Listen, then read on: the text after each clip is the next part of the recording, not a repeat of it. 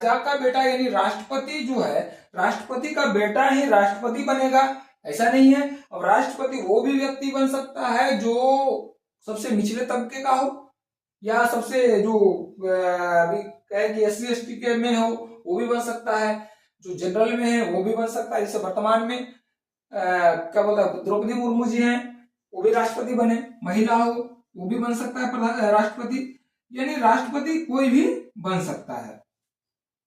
एकाधिकार का नाश, जो तानाशाही व्यवस्था था, अगर लोकतंत्र स्थापित है तो तानाशाही का नाश ऑटोमेटिक हो जाएगा, क्योंकि जो शासन व्यवस्था है वो एक जनता का चुना हुआ प्रतिनिधित्व है। संसदीय व्यवस्था जहां अपनाए हैं, संसदीय व्यवस्था, यह संसदीय व्यवस्था में लोकसभा, राज्यसभा और राष्ट्रपति है।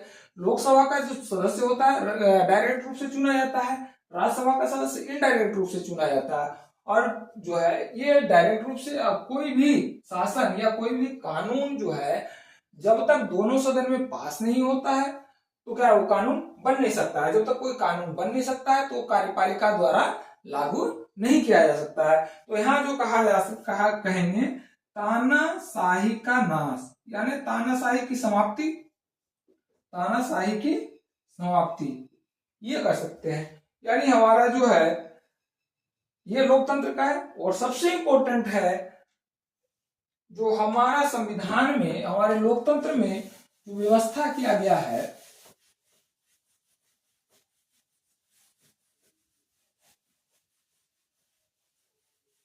लोगों के अधिकार का महत्व दिया गया है। लोगों के अधिकार का महत्व दिया गया है। लोगों के अधिकार का महत्व, अधिकार का महत्व। अब लोगों के अधिकार का महत्व कैसे दिया गया? ये फंडामेंटल राइट हमारा जो दिया गया भाग 3 में जो वर्णित है, भाग 3 में 12 से 35 लगभग 23 अनुच्छेद हैं। 23 अनुच्छेद जो हमें प्रदान करता है, 23 अनुच्छेद हैं 12 से 35 तक। 23 अनुच्छेद हमें प्रदान करता है मौलिक अधिकार। 23 अनुच्छेदों के द्वारा मौलिक अधिकार यानी व्यापक रूप से व्याख्या है।